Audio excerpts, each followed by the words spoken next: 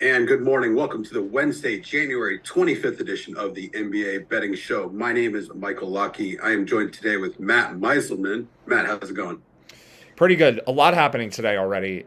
So we are going to keep the recap short and talk about all of these names that may or Yes, may not play. There is just whole lot of what ifs today. yeah, So, I feel like it's been a little bit quiet in the injury world. It's basically been Jokic, and that's all we care about for like 3 days now. And today we have a day where it's everywhere. that's Um, right. so maybe we'll do a very brief recap first, and then we'll get into these games because Yeah, there's nothing jumping out as like super pressing as you have to bet it right now. But there's a lot of scenarios to look at. So good let thing. me see what we have here. I'll give a little bit of my context from Yeah. yesterday while you get a little more prepared here. So Okay. I I think we was have the games. There uh, we go. I was hunting this Jokic news for quite a while. The line was hovering at Nuggets -1 for most of the day. I I had the hunch that he was going to be out. They are on a back-to-back that is going to come up again today. They're playing Milwaukee in Milwaukee after being at home, Mm-hmm. or excuse me, they were on the road against Pelicans. I didn't realize that. So, you know, is he going to sit today as well? That's something we're going to get to. We think some of the other guys are going to sit, but Yeah. he ended up being in, and I was not able to get anything, unfortunately. How did it go for you overall? Yeah. We didn't really it was really hard to give a recommendation yesterday morning because we just didn't know if he was going to play or not. And I think if this had been an island game yesterday, he would have been much more likely to play. The reason to be concerned about him being in or out was that they have an upcoming back-to-back, which is tonight in Milwaukee. So it made it harder to figure out what the team was going to do. And we got sort of a weird timing on this update. I thought for sure Jokic would be a game time decision, and that is literally what happened. But right before warmup started, Michael Malone told the media that Jokic was trending towards playing.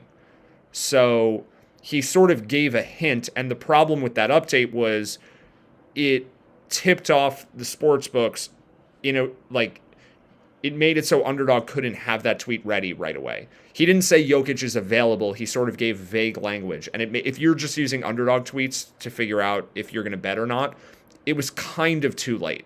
Kind of. I mean, maybe in a certain book you were able to get it right away. But for me, I have the tweet deck open. Again, if people want to do that, I have a second Twitter account at Matt_M_NBA.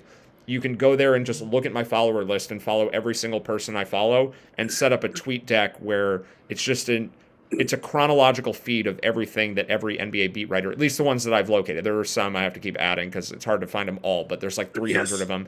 And I'm just watching that in real time.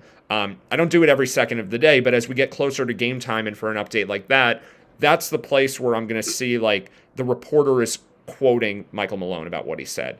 Sometimes actually they will post a live stream of the coach. The problem with those are like I was watching Willie Green yesterday to see if Ingram would play, and the Underdog NBA tweet came in that Ingram was ruled out 3 seconds before Willie Green said it because I think there's a lag time on that. So maybe that Yeah, isn't. sure. I would imagine there's about a 30-second lag Yeah, there. And if somebody's, reporting and tweeting the reporting, that would definitely come in faster. So, yeah. The tweet of the report is faster than the video of the report. So the video thing is a no go. Like that's not how I'm going to do this. I thought it was a decent experiment because Ingram was no, he I was think pretty it's a low great stakes for us. idea. We didn't care about Ingram really.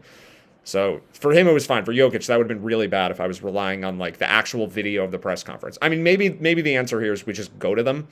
You just sit in the press room with your sportsbook open. But short of that, I guess we are reliant on these beat writers to tell us What would what's it take for us happening. to get media badges? I don't know. I don't know if those guys are allowed to bet. Is the problem? We'd have to get Never in. mind. I'm Yeah, out. I don't think Cash me those guys out. can bet because that's just a little bit unfair. So yeah, maybe that is just an impossible route. We have to rely on these tweets, but it's not bad. So I was able to bet Denver right when Jokic got that update. The problem was some books said -1, some books said -1.5. I bet some on the money line, And the culmination of all of that was a push for me because they only won by 1. So I had like a third of my bet on each of those 3. Money line -1, -1.5. Did you play the team total? Because that probably Yeah, and doesn't I either. didn't get much down on the team total, Yeah. but that didn't even get close because the second half Denver scored 36 points. Yeah, it was They- very strange. So that'll lead us to today because the team looked totally exhausted.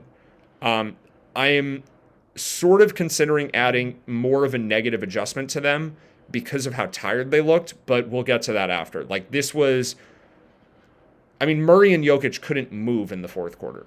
So that is pretty relevant now that they have to travel from New Orleans to Milwaukee, which is, we talk about like flight distance and, you know, sometimes we're trying to figure out how far away things are. New Orleans to Milwaukee is not that close. And then they're playing the Bucks, who are a tough team. So this is one to watch for rest. It's one to watch for just how tired they are because we're showing value on Denver right now, but there's a lot of downside to that. This So is a we'll weird get there. game that they could probably just throw and It is not care that much. I don't think it's a national TV game, although it very well could have been. It's Jokic versus Giannis, but It's not on it's not the ESPN game. Yeah, It's I think Brooklyn it's and Brooklyn. 76ers Yeah, and because Grizzlies Warriors. Ben Simmons returning to Philly to play a team that doesn't have Joel Embiid because he probably will be out tonight. That's more important for ratings. I mean, it may very people do care about the Simmons narrative quite a bit. So, Grizzlies Warriors. I get why that one's on national TV, but they should have had Bucks Nuggets instead of Nets Sixers because Durant's not there either. Okay, so we will get to more of a breakdown of that, but the rest of yesterday was pretty solid besides that game. We had some value on Dallas. They ended up losing outright. We're 1-2 on this new Mavericks version where we're projecting them well ahead of the market. It's basically the version where Christian Wood is out, but Josh Green, Tim Hardaway, and Dorian Finney-Smith are back. And that's like our ideal version of the Mavericks from player ratings. And I don't know what's been going on defensively for them because Christian Wood is not the person who makes them good on defense. This has just been, I don't know. I can't really explain why. Like, how do you give up 127 points at home to the Wizards without Porzingis? But anyway, so the Mavericks game didn't go well. We talked about this briefly off air. Literally, anybody can hit a bunch of threes these days. Yeah, I guess that just the happens. types of games that teams are putting up 126 points and losing, it's just happening at a rate that it probably hasn't happened much in the NBA history. Yeah, and I'm just looking at the numbers. I mean, Kuzma went 2 for 10, which is pretty classic Kyle Kuzma. This was more, they couldn't stop fouling. The Wizards shot 41 free throws last night. Yeah, that's gonna do it right there. Yeah, so the Mavericks just played dumb, basically. Maybe it was the refs, maybe not. I don't know. But yeah, so that was one bad game. We had a bit of value on the Knicks, which came in. That was like a half-unit edge when Quickly got upgraded. So we were showing some value on the Knicks, but we needed Quickly to play. He ended up being in, so that one was pretty solid. The Miami-Boston game was pretty interesting. So that Butler came out of nowhere, right? Totally out of nowhere. He actually got. I listened to the show that you guys did yesterday, and I'm pretty sure we just kind of glossed over this game and didn't go in much detail because there wasn't much to talk about. And then they just choose to sit Butler against the Celtics for whatever reason. He got injured in warmups, like he legitimately got hurt during warmups. So gotcha. We didn't talk about this game at all because I had forgotten that the Celtics were on a back-to-back. But we already were projecting Horford and Smart out because Horford is sitting back-to-backs. They're basically staggering the back-to-back with Horford and Robert Williams. So we had that already accounted for. Smart is like week to week right now, so he was already out. And then right after, we just got an update on Bobby Portis. He's already out tonight, but he's going to be out like extended time, so we'll come back to him. But I thought Tatum, I tweeted it after we got off the show, had a chance to rest because Tatum has like openly talked about a wrist injury that he's playing through. And it was a back-to-back for him. So I was like, all right, I'll add Tatum here as questionable. And then we got the injury report, and Tatum wasn't on it, but Brown and Brogdon were out, which is almost as much as Tatum is worth as a combination. So it kind of was fine. Like, I got Heat at -3 at that point. We were projecting like 5, so it wasn't a big bet or anything. But then before game time, it was at 4.5, and Butler got ruled out. And I was so not prepared for that I only was able to bet enough to hedge off my original bet. But fortunately, this game hit in a spot where it was a push and a win. Yeah. So it almost middled. We needed one more free throw out of Haywood Highsmith. If you bet this game off of both updates, you got -3 and +4.5. And if Haywood Highsmith makes one more free throw, it comes in at 4. So that would have been cool. But for people who were trying to figure out how to play this, there was more value on the Boston side with Butler ruled out than there was on the Miami side with all of their guys ruled out, with all the Boston guys ruled out. Because Butler, we didn't have him in the sheet, but if you've been following us for like a month or two, you kind of know Jimmy Butler is very, very important. He's one of the most impactful spread players in the league, not just because he's really good, but because Miami is short of depth a little bit. Like, they're playing, Highsmith is the guy. Their entire team has been a little injury off and on this year, so that makes a lot of sense. It's more extreme when Lowry was out or Hero was out, but even now, there's a pretty big drop-off. Miami has like 7 good players, and then there's a pretty big drop-off. Is Lowry even good anymore? He's fine. Yeah. He's just been playing hurt, so I don't know. This whole team is kind of banked up. Lowry has a 1.1 player rating. I think it's pretty reasonable. He used to be higher than I expected. He used to be an all-star, and now he's just an above-average player. Like, he's certainly not bad, but he's not great anymore. So it does matter a lot that he's in, because the drop-off to like the rest of the the G League version of the Heat is pretty substantial. But anyway, Butler still mattered a lot. So this game, hopefully people got the middle on this one. We haven't had one of those, but this was at least potential for it. And then we did get the Pacers winning, so I was starting to get a little scared about our play-in bets, because this one would have been a nightmare for the Pacers making the play, and like their season was borderline over if they didn't win this game. I really think that's a little bit exaggerated. But only a little. Only a little. Yeah, it's only a little, because this is the kind of loss where the Bulls are their most direct threat for the play-in. To lose to them at home would probably have been enough for the team to to start considering more of the Miles Turner, Buddy Hield, like trading away guys. I do think this was like a game, and they may trade those guys anyway. They still might, but it's an important game for the standings, plus it's indicative of what they might do at the deadline. So it was good to get this I think that we can't forget that owners probably want playoff ticket sales more than just about anything else. So no matter what the draft lottery looks like, and that's something we've talked about a lot, they want playoff tickets way more than that. That's way extra revenue. Yeah, that for sure. I mean, the Pacers may not be able to make the playoffs no matter how hard they try, but they also are not going to wind up in the Wembanyama sweepstakes because they're a 500 team. Yep. Like, it's just not, they'd have to get really, really lucky in the lottery. They can't tank that far. But trading away Turner is not necessarily for Wembanyama. It's just because it's like, all right, we're giving up on the season. We're getting a good offer for him. Let's just get rid of him. But now they still have a shot to make the playoffs. They maybe will set at least a higher bar for what kind of deal they're willing to take for Miles Turner. So that was helpful. The only other game to talk about yesterday was I thought DeAndre Ayton would play for Phoenix. He didn't play. Did you get Suns bet in when LaMelo got ruled out? Yeah. So I tried to do that one, and I ended up not getting it. Okay. But that was the only other thing. We were still showing value at tip-off here because the line went from 6.5 to 7.5 when LaMelo got ruled out. We were projecting 10.1. Because Ayton doesn't matter. We don't care about Ayton. He matters for totals maybe, and he matters if like Bridges and Paul were both out, maybe he'd matter a little more. But he's just not good. So my son's optimism has nothing to do with DeAndre Ayton. It's actually in spite of DeAndre Ayton. Because I think Cameron Johnson, who had a great game, is maybe the most underrated player in the NBA. He is really, really good. Defensively also, like he's a lights out 3-point shooter. That's how you become underrated, is you're actually a good defender as well as a contributor on offense, right? That's kind of the reoccurring theme. He's also a perfect fit on this team though, especially when Booker's playing, because he is amazing as a catch and shoot guy, and he's just going to get those opportunities because of the guys that are on his team. Like if he had to be the guy into existence, and the Ayton and Jay Crowder trade for somebody relevant. I want it for Miles Turner, or Pirtle. Pirtle would be great. It's just the Spurs have no use. Awesome fit here. The Spurs have no use for DeAndre Ayton and Jay Crowder, but maybe the Pacers do. I don't know. Maybe they go to Miami and we get back. The Miami has nobody. They're not trading Bam for that package, so that would be the biggest win if they could somehow convince Miami that Bam and Ayton are similar players.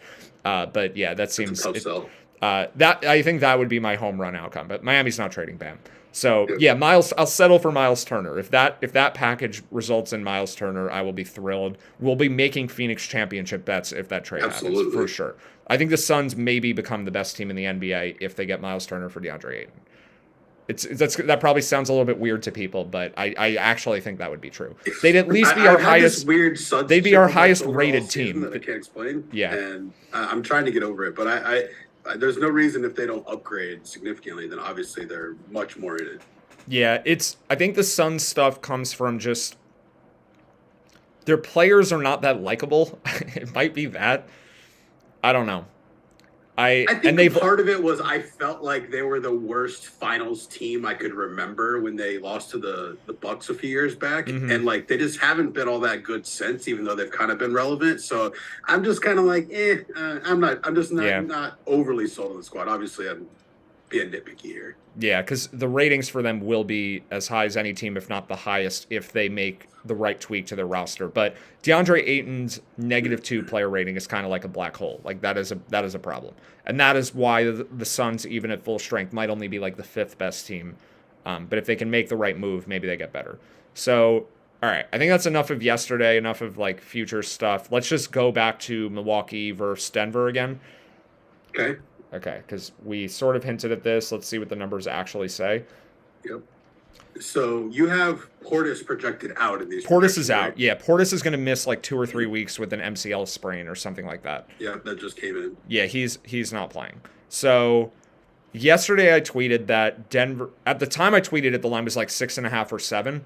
I thought we were going to have this game projected 6.5 now, but I forgot about Portis. So that was a mistake. I forgot he was injured.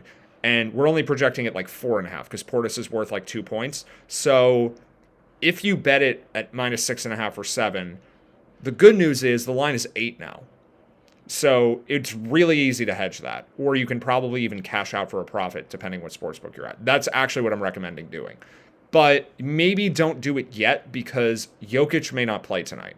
And if Jokic doesn't play tonight, then you still have a great bet. Yeah, everything towards Milwaukee looks unbelievable. So I already have Michael Porter Jr. projected out. He hasn't been with the team the last couple games. I don't think he's going to play. And then Murray, I think, is 90% to sit tonight. Murray looked like your visibly, eyes said these guys looked really tired last night. Murray right? in particular, like in the fourth quarter, was like hunched over and like, not able to catch his breath. And like, he's been playing huge minutes lately. Murray played, I want to say it was a season high last night. Let me just find the exact number. Murray played 40 minutes last night. Yeah, Bones Highland has been out, and they're playing Murray more. And I guess the game was close and they just needed him out there. And I think some of the time when a guy plays his extra minutes, it's because they know they're going to sit him the next night.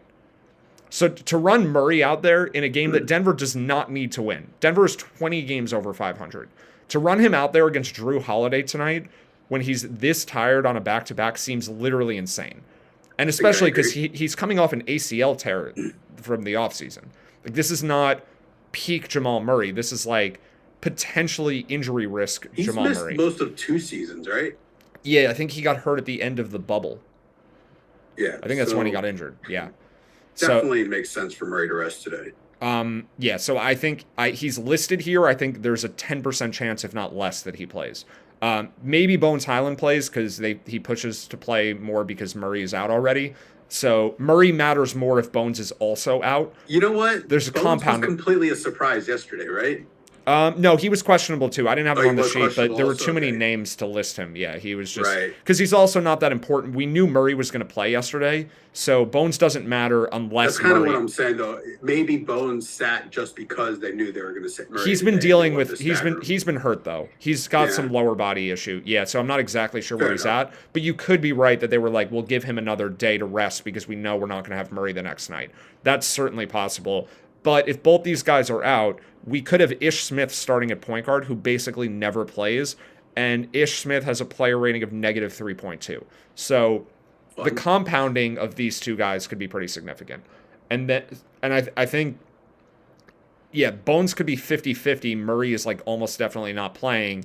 If these two guys are out, instead of it being like, so we've got Murray 1.5, Bones is 0.5, so 2 points aggregate of how many points they're worth to the spread, but it could be more like 3 or 3.5 because of the compounding if they're both out.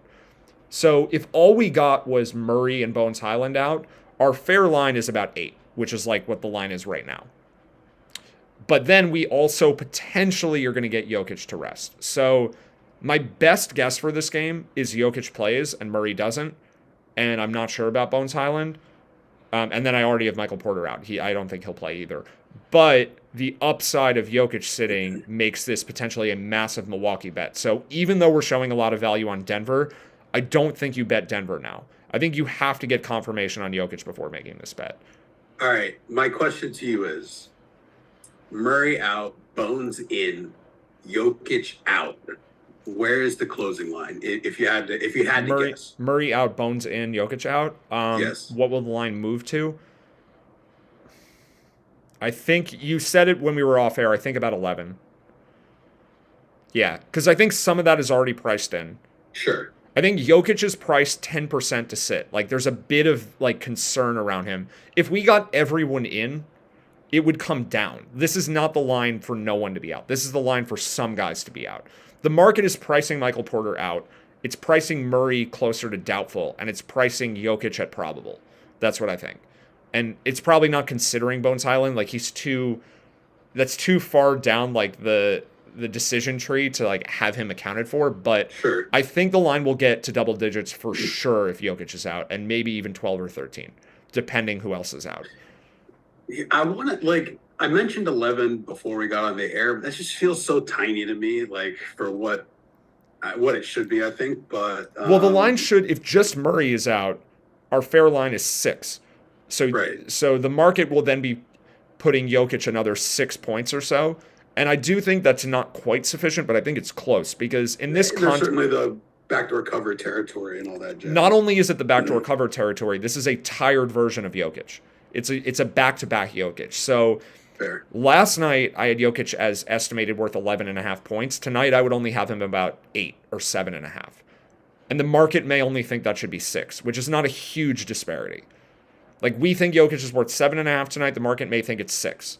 So it's not crazy. Like, they're just not going to be able to account for him properly, but at least I think they'll be reasonably close. So the actual recommendation I have, or how I think this is going to go, I think we could get Murray and Porter ruled out for this game, like, pretty early, and then we get Jokic a game time decision. The Bones Highland thing is interesting for totals, though, because if you take Murray and Bones out of this game, I think it gets a lot lower scoring. Because that's two high-paced guards. Going to go down a lot. Yeah, Ish Smith cannot create a high-scoring game by himself. I mean, if Jokic is playing, that's totally different. I just struggle to see them not getting blown out. Like, Denver's not going to be able to score, but Milwaukee's going to be able to score just fine, I think. So right. Well, Denver has so many players that are reliant on Jokic to create them shots. Like, Aaron Gordon is bad if Jokic isn't playing. Like, he rates fine. I mean, offensively, he's bad because he's a good defender too, a good rebounder. But as an offensive player, Gordon derives like all of his value from cutting off of Jokic and being open from Jokic. If he's running the offense tonight, it's not going to be a high-scoring game for Denver. It's very unlikely that they put up a lot of points. And then guys like KCP and Bruce Brown, who benefit from the open looks, they're not going to be open anymore. So the best bets, if we get, if they just go full-scale rest game, there's enough value here to just max bet whatever you can get on Milwaukee, whatever you can get on Denver team total under. Like, any amount, and then worry about hedging later. Because the line will move enough that you'll be able to arb it back, like, for sure. If they rest everybody, that will it's going to move a ton. Like, the game total might drop 8 points if they do. The most conservative estimate we had was 11, and at 11, that's a pretty wide open middle. And yeah, even money lines are going to be attractive to arbitrage there. Yeah. So certainly interested in that. But if we find out that only Murray is out, then I don't think I want to react to this. I think because if there was an update, you're going to want to hedge off your Milwaukee bets, though, right? You're going to want or just leave them alone. Like, yeah, if you bet the Bucks, I think the line will go. If Jokic is confirmed in, I think the line will move at least a little. Yeah, maybe. I think 1 point. If the only people who sit for Denver tonight are Murray and Porter, the line probably closes pretty much where it is right now at like 7.5 or 8. Yep, fair enough. So you don't have to do much if that's all we get. Yeah, but if those guys, if Murray and Jokic are somehow both in, it'll drop for sure. So that would be the point to hedge off of something. But if just Murray is out, you have time because I don't think the line's going to move much. Okay, I think that's enough for that game.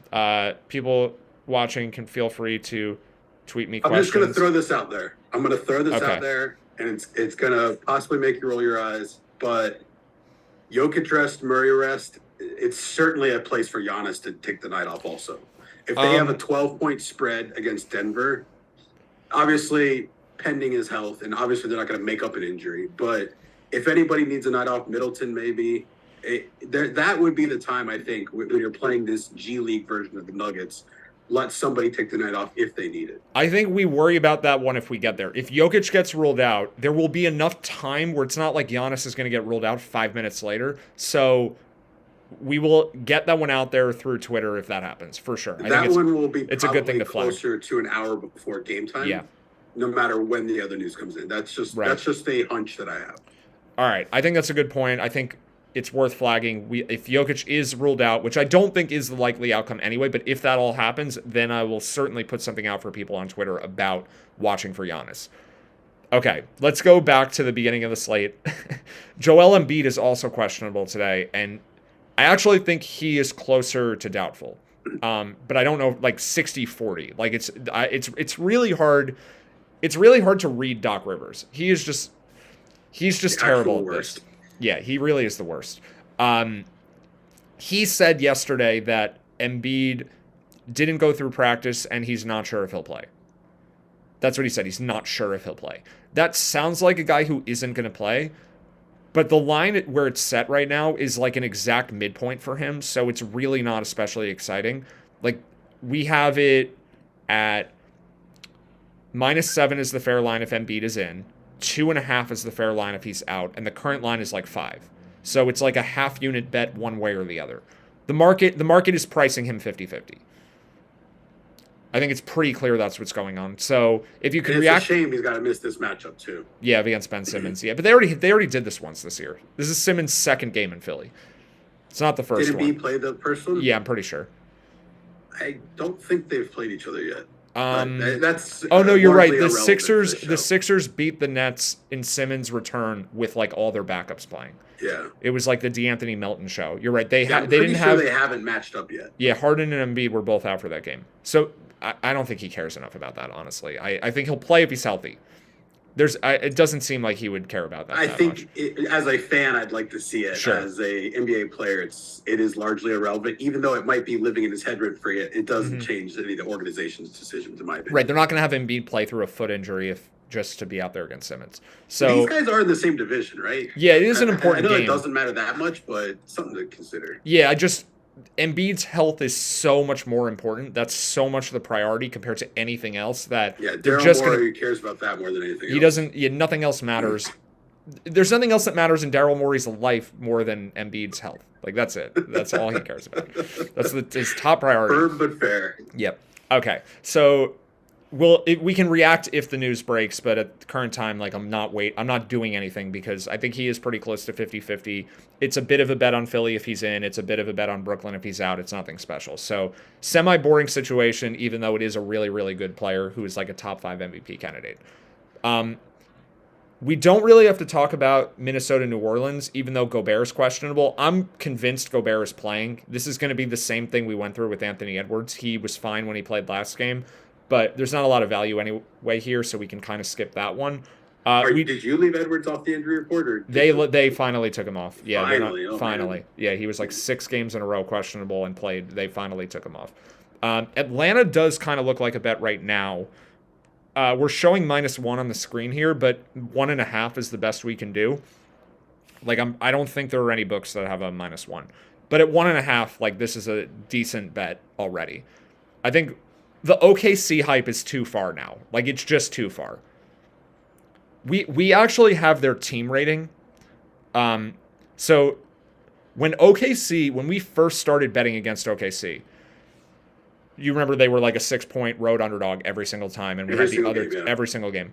Their team rating was a -7, maybe -6 or so, and we were giving them manual adjustments because the we thought there were younger players on the team who were better than their ratings. Progressing quicker than the model was able to update. Yeah, so there are now 3 reasons why this rating has changed. The first one is the player ratings have caught up to some of those guys. They're rated a little bit better. The second reason is about a month ago, we changed the model to care more about offense than defense slightly, but it was a change that mattered for this team more than any other team because OKC has a lot of players who rate well, who are disproportionately good on offense compared to defense. Like Giddey is one of them. Even though he's negative at both, he's better at offense than he is at defense. And the whole team is like that. Shea is the clearest example. So Shea actually rates better for us now because we changed the model a bit. And then OKC also had a couple injuries, which made the team better. They are being forced to play addition by subtraction. They are being, and they got like the perfect storm of addition by subtraction, which no one around the league is going to be talking about because it's like the young players are great. OKC is, going to be great in the future. But if they are playing Jeremiah Robinson Earl and Alexei Pokusevski for the next year or two, they're not going to repeat this season. Like those guys rate terribly. The players that are helping them win are Mike Muscala, Kenrich Williams, Isaiah Joe. Like these are not the draft picks; these are their veterans. These are the on-court coaches. Right. Kenrich Williams has a player rating. What is it again? 0.7. Isaiah Joe is a 2.5. I still think he should be in the 3-point contest. He's been unbelievably good this year, and he's actually getting on the court now because maybe they sense that they can actually make the play-in, so they're giving him minutes. And then Muscala is a negative 0.7, which is nothing special at all, but it's a lot better than the young guys that they were just running out there, like Jeremiah Robinson Earl, who's just really raw. So this team is actually not bad. They only have a -1 team rating, but the Hawks are better now because Clint Capella is playing, and Capella is very important. They could get a little bit worse tonight. DeAndre Hunter is questionable. Onyeka Okongwu is questionable. Those guys are worth like half a point each, though. It's not really that big of a deal. It's just that the market is pricing OKC like they're actually good now. They opened pick'em with the Hawks, who are a legitimate playoff team and not a finals contender, but they're like a second-tier team in the NBA. They're probably one of the best non-finals contenders, at least for now. They could upgrade, but the Hawks are pretty good, and for this line to be where it is, it's so much respect for OKC. So we're showing this as a 2.4 point edge at -1.5, but if Hunter and Okongwu both don't play, it goes down to like 1.5 point edge. It's not super exciting. Maybe you just wait to see if those guys are in. I think that might be the summation of all of this. Like it's bettable now, but it could get a little worse. If you get those 2 guys in, it's a better bet. And I guess if you can find a -1, I would take that now. At 1.5, maybe you bet like a little bit now, a little bit later. But yeah, OKC is on a crazy winning streak, and I think they're not this good. They're better than they were, but they're not this good. They're one game, or they're one place out of the play-in. It's pretty crazy. They are 4.5 games out of third place in the West. And not that I'm touting them, but they've just been fun to watch. And it's, it's when you expect the team to be the absolute worst and they're like, okay, it's like fun to watch them grow a little bit. So, yeah, it's fun to watch Isaiah Joe. I mean, this is one of like the strongest validations for 538 this year is that Isaiah Joe is good. What is it about Philly draft picks where they do well in the draft, but then they just give the guys away for nothing? It just seems very strange to me. Yeah, I don't know. They should have kept him. Jr., then Thibault, they just keep on the bench. Yeah, imagine playing Joe and Thibault instead of PJ Tucker and Tobias Harris. Yeah, imagine that. Or Daniel House. I'm glad Mike G isn't here to hear this. He would just be getting too upset. Yeah, that's why I save my hot Philly takes for when Mike G's able to take a deep breath first. If Philly trades PJ Tucker for Isaiah Joe, which is not a trade, they could have just kept him and not signed PJ Tucker. That actually might have been enough to make them the best team in the NBA. Tucker really ruins a lot of what they're doing. I mean, Doc is just whatever. I don't want to talk about Doc Rivers. It's like, so the thing about PJ Tucker that drives me nuts is like, can't you just cheat so much on defense? Like, sure, he's an okay open shooter, corner 3 guy, but like, can't do anything else. He's literally useless on offense. And it just lets so much of the attention like you can basically double team Harden and Embiid the whole game, and you just have absolutely no threats otherwise. It just seems odd to me. Yeah, like having a guy that's literally useless on one side of the court. To give like a quick basketball point off of that before we get to LeBron and Davis, one of the reasons you can't play so far off of someone who can't shoot is because if you have to run out at them, then they can very easily drive around you.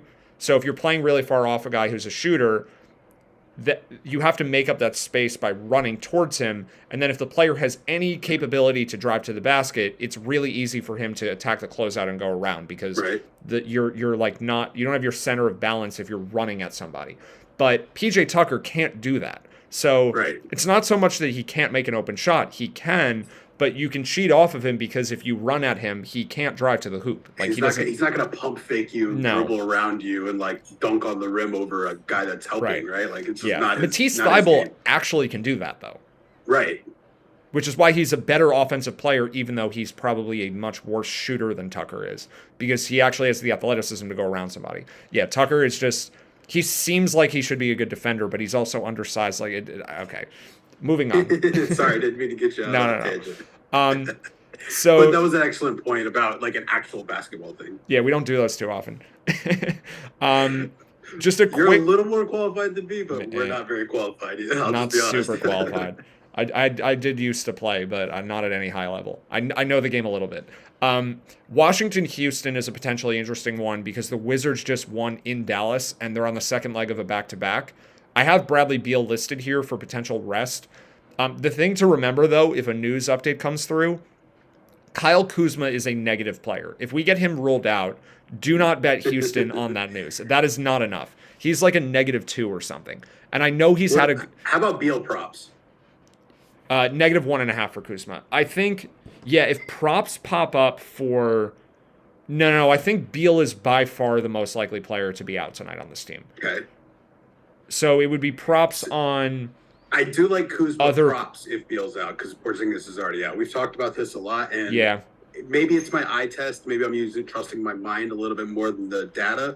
But Kuzma just becomes an absolute ball He's hog priced up. Other guys are out. He's priced up a lot. I'm looking at it on FanDuel. 26.5 points for his points prop. So Porzingis is fully accounted for because he's out for multiple weeks.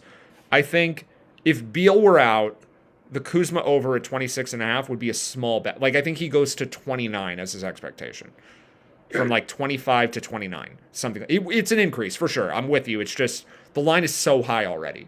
But I think assists might be the sneaky one. For Kuzma, potentially. They do have a lot of point guards now, though. The wrinkle for the Wizards, which is why they're actually playing a bit better, Jonathan Goodman's good, right? Jordan Goodwin and DeLon Wright. Yeah, and DeLon Wright is playing also. The other two guys that are listed for props right now are Monty Morris and Corey Kispert. I think Kispert's minutes would increase enough where I'd be interested. Because he's not playing... Like, he could go from 25 minutes to 33 minutes because Beal is out. Good point. And if we were to get Beal and Kuzma out, or like maybe Monty Morris rests tonight because he also is not as young. Kendrick Nunn is also on this team now, so it's a little complicated. Like I don't want to go too crazy on props here, but if Beal is ruled out, we do have a bit of value on Houston. It's not much though. Like we would really need Beal and Gafford. Gafford is the second best player on the Wizards, and especially without Porzingis, no Gafford means Taj Gibson. So I don't have Gafford listed here because I don't think he's really a rest candidate.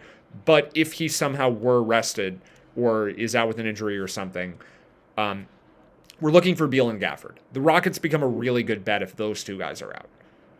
And I actually think Gafford might be worth more than Beal in this context. It's just Beal is the guy who's been hurt all year. Gafford is not. Gafford's a younger player. So, I guess just react to that news if you see it, but it's not worth spending too much time on this game. The one we should talk about before we leave here is the Lakers. But we do have a Sixers shoot-around update right now. And one of the beat writers is saying Paul Reed is doing like an extensive workout post-shoot-around, which perhaps is an indication that he's playing. Paul Reed doesn't play if Embiid plays. Yep. Harrell will play as the backup center either way, but Paul Reed only plays if Embiid is out. It could just be that Reed is preparing just in case. But my lean is still Embiid is out. It's just we can't really do much with Embiid being out, I unfortunately. have a overall question for you, Okay. similar on this topic. And there are no Sixers props right now, by the way. So Yeah. How extensive of a workout do these guys do on game day? I don't know. Yeah, that's It's not. like- I can it's talk about always been a basketball, little but bit I have no idea what the answer to that question is because it's Right. going to depend on every player, every team, everything's different. Kobe Bryant would probably work out for 4 hours a day every day, no matter what. So yeah, everyone's got their own thing. I just don't think we can say. Understood. Let's talk about LeBron though. Yes. Okay, LeBron so James. after last night's game, Darvin Ham said that he wasn't sure if LeBron was going to play. I think the exact quote was, "We'll see how he feels when he wakes up," in response to, is LeBron potentially going to rest?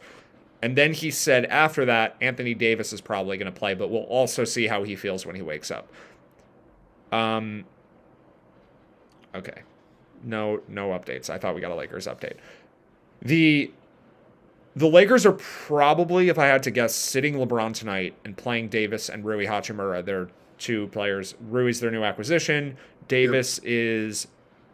It really sounded like he'd We'll be on back. a minutes restriction. They for all, sure. yeah, anytime a team is like, if he plays, he'll have a minutes restriction of X, it's a pretty strong indication he will play and have that minutes restriction. Like, they don't get that specific for no reason. So I think LeBron will get this opportunity to rest. They probably feel more comfortable resting him because he has been playing huge minutes lately. His usage is off the charts because Davis has been out. Now they have Davis back. They can buy him a rest game. The Lakers should still win this game even without LeBron, because it's a tired version of LeBron, so he probably won't be as effective, and they have Davis available. And I don't think he's good, but the Lakers probably also care that Rui Hachimura will be available.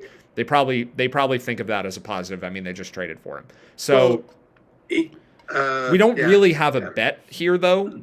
Like, we're looking at a small value on the Spurs if LeBron is out. Our projected line would go to 4. And, I mean, there are some 6.5s and 7s, so it's starting to get into a pretty interesting territory. The thing I most want to talk about for this game, though, is the total. Because LeBron and Davis have a completely opposite effect on game totals. Fair. Davis is a really, really good defensive player. And LeBron is an okay defender at this point in his career. But he is a very... I'm seeing 243.5. It's a really high number. Yeah. That's a huge number. LeBron is a very extreme pace driver. Yes. LeBron is running up and down the court for a lot of the game. And one thing I tweeted about from the Rui trade, which I thought might be relevant, is that in a LeBron rest game, Kendrick Nunn is a high-paced player too who plays no defense. And now he's not there. So Westbrook can push the pace a bit. Schroeder maybe a little bit, but there's really no one else to make an up-tempo game after LeBron now. Westbrook does play, but Westbrook plays anyway. He's already baked into this. Westbrook doesn't really get too many extra minutes when LeBron is out. He'd go from 30 minutes to 33 minutes or something. But Davis, especially in his first game back, is likely not going to be as efficient offensively after a huge layoff. But his defense, a rusty player can play defense well. He doesn't need to do anything too precise. He just needs to needs to be tall. He just needs to put his arms up. Yeah. Yeah. And he's really, really good at defense all the time. So on the one hand, Davis is better for unders in general. This version of Davis might even skew a little bit more towards an under because he's a little bit tired on offense or rusty or whatever. But the total is not moved. So we got the update after the game that LeBron was closer to doubtful and Davis was closer to probable. And it had opened at 243 and it's still 243. I found it 244. Yeah, that my only hesitation with this is we don't have a totals model. But this is one of the highest totals in the league this year. And Lakers games are not going to be nearly as high scoring if LeBron isn't playing. He's the reason the games are high scoring. So I don't know that I want to... I think there is enough of a chance for LeBron to sit that I would recommend betting some now. But just to give the hypothetical, and we can come back to this tomorrow and see how right or wrong I was. But if Davis plays and LeBron doesn't, I think this total drops 7 points. I think I'm with you. I'm somewhat interested in a Spurs and under parlay Yeah, because of how correlated they are. If LeBron is ruled out, both of those numbers are going to move drastically. Obviously, be careful with parlaying and leverage. It adds sure. excessive risk to Well, what you're doing. that is But certainly a bet I will have in my bet slip at the 1:30 and as 2:30 part of the p.m. portfolio, I think. Well, I just mean like I will be ready to bet that between 1:30 and 4:30 p.m. today for the scenario where we get the LeBron update. Like you can bet it now. I think it is reasonable, but you can also just hold on to that bet and wait to maybe bet it. As Agreed. me, like I know I'm a little bit different in terms of my attentiveness, but I'm just gonna have like I think it is a good bet for sure if LeBron is out. So my priorities for the LeBron getting ruled out update is I think it's game total under and Lakers team total under, but really game total under because like there's not a lot of value going towards the Spurs unless LeBron Right. and Davis are both out. Like if both of them sit, we have a massive, massive edge on San Antonio. Yep. But if just LeBron sits, we only have a little bit of an advantage on San Antonio, but we have a ton of value on the under because Davis helps the under. And especially, like, they're going to play bigger lineups. I would guess if Davis plays tonight, the starting lineup is going to include him and Thomas Bryant. I think they would both start. I think they would play both of them. I think that's fair. Because if LeBron is there, they may play Davis at center. But without LeBron, they probably start Schroeder. What position on the floor is Rui out of the five most? Is he a power? Yeah, probably four more than anything. I don't think he starts, though. Yeah, I think that's fair. Yeah. I was going to suggest that Rui and Davis would play the four together. They will Potentially. rotate those as the bigs. That's like, what I was thinking. at any 'cause given I don't moment in think this Rui's game- going to get big minutes, and I don't think Anthony's going to get big minutes. Maybe they No. just play that four together. At any given moment in this game, I think two of Bryant, Gabriel, Hachimura, and Davis will be in the game. They will have two bigs in the game, basically 48 minutes. I'm pretty confident in that if LeBron is out, Because they they don't don't have. can do anything about it. And if they're running all those bigs, I agree. This total seems really high. Yeah, it's entirely dependent on LeBron not playing, but I feel pretty good For about sure. him not playing. Yeah, I think part of my commentary is that I would have LeBron at like 80% out. I don't know if you're that bullish on it, but it No, just something seems like that. I very think likely that's- he's not playing today. Yeah, I think Davis is like 80-20 to be in, if not a little bit higher, and LeBron is like 80-20, if not a little bit higher to be out. I think And I also, agree if with both that. guys were considered probable by the market, the Lakers would be favored by more than 6.5. This would be like a 9 or 10 point spread. I agree. They're pricing in LeBron because Davis got upgraded out of nowhere and the line didn't move. And the only That's reason interesting. that I would have, if I was ready last night, I would have definitely reacted to that because it came in really late. it came in after the LeBron uncertain comment. I mean, I missed it at the time. It's possible that we got the line shifted one way and back the other way, right? Like LeBron getting the comment about LeBron was like a couple minutes before Davis. So this line might have gone from like 6 to 4 and then back to 6. Yeah, I think I agree with that. I didn't see it, but it's possible that's what happened. Because Sure. if all we got was Davis upgrade, the line would have had to have moved towards the Lakers, but it hasn't. It's moved like a half point towards the Lakers, but it hasn't moved a lot. So the other thing here is if for some reason both of these guys play, we have Lakers bets. Sure. We're projecting this game at 8.1 if both are in. I think that's an extremely unlikely situation right now. I think the other three games we haven't spoken about are largely non-actionable. Yeah. But I would prefer Memphis to beat Golden State. I would like Sacramento to eventually lose a game. Yeah, that would And be nice. Utah, if they could take care of business in Portland, that would be lovely. So Yeah, big game for Utah for futures for sure. yeah, And then if Portland wins that game, they're gonna keep climbing back into it. Uh-huh. Even though I had them buried and dead, but I don't a think Portland that home is loss yet. tonight could mean a trade. Like, I don't think they're trading Lillard. I think it's like a 5% chance. But if they lose this home game, it could be like 15 that they trade him. Yeah, it would be really, really nice He's if a Utah tricky won. one. I agree. I don't know what his contract situation is right now. I don't like. He's one of those guys that I've read quotes where he's been like, I don't mind playing in a city. I just like playing here and stuff like that. But you never know how true that stuff actually is. Guys do want to win. I don't know. Quick question from YouTube. So Rui Hachimura, I'm pulling up dunksandthrees.com. Last year, Rui was 60. Yeah, they do their like percentile breakdowns of these players. Okay. 67th percentile offense last year, 10th percent defense. This Wow. year, though, 22nd percentile on offense, 78th percentile on defense. I think Hachimura was touted as like more of a defense prospect or like well-rounded guy, but he doesn't have the ball handling skill that Kendrick Nunn had. So the question was like, is he like about pace for him? I don't see him having that effect. Yeah, I don't see pace as a big attribute to his game either in the little bit I've watched. Because the pace is more determined by the guys with the ball. And for tonight's game, it's going to be Schroeder, it's going to be Westbrook. And it's going to be Anthony Davis like backing a guy down in the post for the 24 minutes he's on the court. You get a lot Davis of that. Davis is going to take a lot of long twos from the free throw line and vicinity. When it's LeBron and Davis playing together, you get a lot of pick and rolls. When it's just Davis playing without LeBron, you get a lot of Davis going ISO, and that takes the entire shot clock. Yep. Yeah, like the 7-point drop that I referred to there might be an understatement.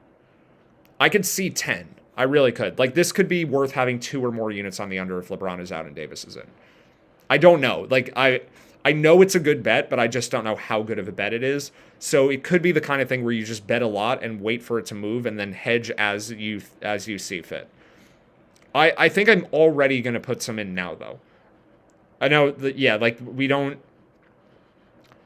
we just don't recommend total strongly because it's hard to, because we don't have a spreadsheet for it. But at 244, like, I just don't get it.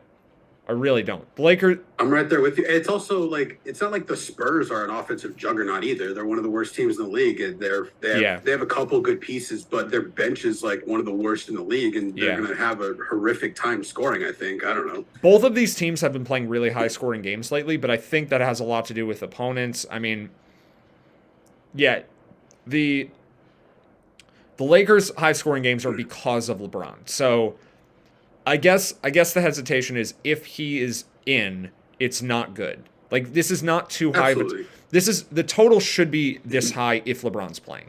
This is entirely based on him being out. So I probably do want to wait. Let's just try to time the news on LeBron and bet the under if he's out. I know we've spent a lot of time on this one already, but I'd say it's the second biggest opportunity today. I think it was quite warranted, and I think it was a very good discussion. Yeah, I mean the Spurs are accounted for by the market. Like, I'm reading what you guys are doing on YouTube over here. The Spurs' lack of defense and pace is already built into this line, which is why the total is so high. The Lakers it's all built into the line too. The thing that's not built in is LeBron. And the Lakers fundamentally change as a team because LeBron is in. I think if you take LeBron off this team, they absolutely play slower and they absolutely are less efficient. I think that's pretty clear. All right. So I know you have to run. We can jump off now. A couple things to watch for tomorrow, though, just to shout them out quickly. The Nets are on a back-to-back. They're playing the Pistons tomorrow. So I will put some stuff out on Twitter later about that one. Yep. The other one, I think there was... Oh, no, the Bucks don't play until Wednesday. Yeah, so Brooklyn stuff. Rockets are on a back-to-back. Yeah, none of their players are good, so that's okay. I will put something out about Brooklyn at some point today. I think that's the only Spurs super on a back-to-back. They stink. Yeah, those are okay. It's only when teams like Simmons and Kyrie can sit tomorrow. That's the one to call out. Yep. All right. Anything else? Or looking and acknowledging in real time. No, those could wind up being relevant. They just won't be as relevant as Brooklyn. Sure. Anything else, or you want to call it for today? Appreciate your time, Matt. Thanks again for getting us up to speed on the slate. We'll be back tomorrow, most likely with the full squad. Yep. And until then, good luck.